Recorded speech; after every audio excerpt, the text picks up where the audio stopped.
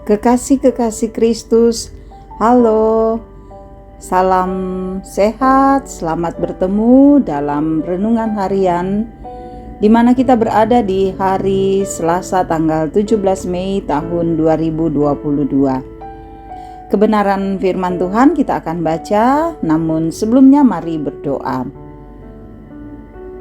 Ya Bapa, kami selalu merindukan firman-Mu, karena kami tahu firman-Mu akan menjadi pelita dan sulu dalam kehidupan kami. Roh Kudus, tolonglah kami, biar kami mampu memahami firman-Mu untuk menjadi pedoman dalam hidup ini. Berfirmanlah Tuhan, kami siap menyambutnya. Dalam nama Tuhan Yesus, Tuhan kami yang bangkit, kami berdoa. Amin. Kitab 2 Samuel pasal 1 ayat 17 sampai 27. Ratapan Daud karena Saul dan Yonatan. Daud menyanyikan nyanyian ratapan ini karena Saul dan Yonatan anaknya. Dan ia memberi perintah untuk mengajarkan nyanyian ini kepada Bani Yehuda. Itu ada tertulis dalam kitab Orang Jujur. Kepermainanmu, hai Israel, mati terbunuh di bukit-bukitmu, betapa gugur para pahlawan. Janganlah kabarkan itu di Gad, janganlah beritakan itu di lorong-lorong Askelon, supaya jangan bersukacita anak-anak perempuan orang Filistin, supaya jangan beria-ria anak-anak perempuan orang-orang yang tidak bersunat. Hai gunung-gunung di Gilboa, jangan ada embun, jangan ada hujan di atas kamu, hai padang-padang pembawa kematian. Sebab di sanalah perisai para pahlawan dilumuri, perisai Saul yang tidak diurapi dengan minyak.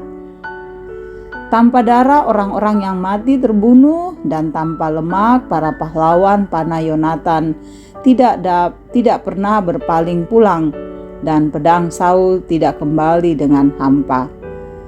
Saul dan Yonatan orang-orang yang dicintai dan yang ramah dalam hidup dan matinya tidak terpisah.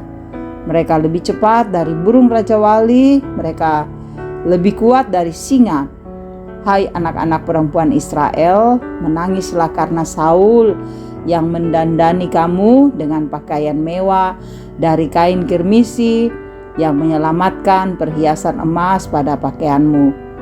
Betapa gugur para pahlawan di tengah-tengah pertempuran Yonatan, mati terbunuh di bukit-bukitmu. Merasa susah aku karena engkau, saudaraku Yonatan. Engkau sangat ramah kepadaku, bagiku cintamu lebih ajaib daripada cinta perempuan. Betapa gugur para pahlawan dan musuh senjata-senjata perang. Demikian firman Tuhan yang boleh kita dengarkan di saat yang berbahagia ini. Amin. Tema kita, saudara-saudara, menyatakan pengampunan. Sahabat-sahabat Kristus, seperti apa respon Anda jika orang yang membenci Anda mengalami musibah atau kecelakaan? Apakah Anda bersorak-sorai atau mengambil waktu sejenak untuk turut merasakan keprihatinan? Saudara-saudara, sekalipun Daud pernah dibenci oleh Saul, tetapi dia tidak mau balas dendam. Ia justru menyanyikan nyanyian ratapan atas kematian Raja Saul dan Yonatan sahabatnya yang mati terbunuh dalam peperangan di Gilboa. Daud tidak mau mengingat-ingat kebencian Saul kepadanya, melainkan dia justru sangat bersedih atas kematian seorang raja yang diurapi Tuhan. Bahkan Daud menghukum mati orang yang mengabarkan kematian Saul karena mengaku-ngaku sebagai orang yang membunuh Saul. Kebesaran kasih Daud nampak pada tidak berniatnya membalaskan rencana-rencana jahat yang dilakukan Saul terhadapnya. Saudara-saudara, melalui kisah Daud terhadap Saul dan Yonatan, kita dapat belajar bahwa dalam perjalanan hidup kita, dibutuhkan kekuatan untuk menyatakan pengampunan terhadap setiap orang yang membenci kita. Pola kehidupan seperti ini adalah pola yang juga telah ditunjukkan oleh Kristus terhadap semua orang, bahwa sekalipun Kristus dibenci bahkan dihukum bukan karena kesalahannya, tetapi dia tetap menyatakan sikap, menyatakan kasih terhadap semua orang. Sikap inilah yang hendaknya menjadi bagian dalam kehidupan kita untuk tetap berlaku baik terhadap mereka yang membenci kita. Rasanya memang sulit, saudara, tetapi sikap itu lebih mulia di hadapan Tuhan daripada hidup saling membenci yang tidak memberi manfaat dalam kehidupan kita. Mari nyatakanlah kasih kepada semua orang. Ini akan memberi ketenangan bagi kita. Mari nyatakanlah pengampunan sehingga kita lebih berbahagia, lebih damai menjalani kehidupan ini. Roh Kudus akan menolong kita untuk menyatakan kasih kepada siapapun yang kita temui dalam hidup kita. Amin.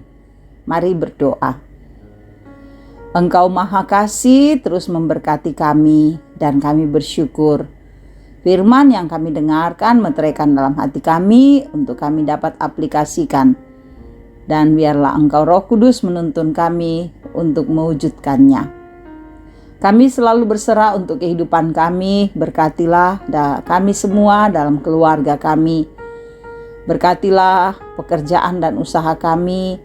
Berkatilah anak-anak-Mu dalam pendidikan, pertumbuhan, dalam mempersiapkan diri menghadapi ujian akhir dan juga semester, bahkan yang akan menghadapi ujian masuk perguruan tinggi.